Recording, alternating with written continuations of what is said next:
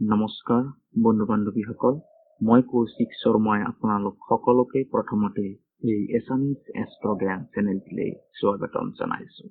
বন্ধু বান্ধৱীসকল, আমাৰ সকলোৰে মনত এটি ইচ্ছা থাকে এটি সুন্দৰ ঘৰ বনোৱাৰ।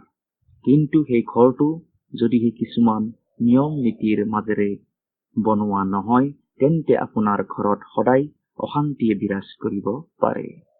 আজি আপোনালোকক এই ভিডিঅ'টোত মই জনাম যে আমাৰ ঘৰৰ দৰজাসমূহ আচলতে কেনেকুৱা হোৱা উচিত। প্ৰথমতে আপোনাৰ ঘৰৰ যিখন মূল প্ৰৱেশদ্বাৰ থাকে সেইখনৰ উচ্চতা সদায় নিম্ন হোৱাটো উচিত। দ্বিতীয়তে আপোনাৰ ঘৰৰ সকলোবোৰ দৰজা আচলতে সোঁফালে খোলা হ'ব লাগে।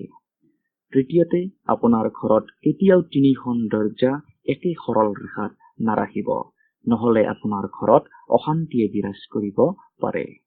বন্ধু বান্ধৱীসকল, আশা কৰিলো আপোনালোকে আমাৰ এই চমু ভিডিঅ'টো ভাল পালে। যদিহে ভিডিঅ'টো ভাল লাগিল তেন্তে প্লিজ আপোনালোকে লাইক, কমেণ্ট, শ্বেয়াৰ কৰিবলৈ নাপাহৰিব। আৰু যদিহে এতিয়াও আমাৰ চেনেলটো ছাবস্ক্ৰাইব কৰা নাই তেন্তে প্লিজ ছাবস্ক্ৰাইব কৰি কাষত থকা বেল আইকনটো প্ৰেছ কৰি থওক। ধন্যবাদ।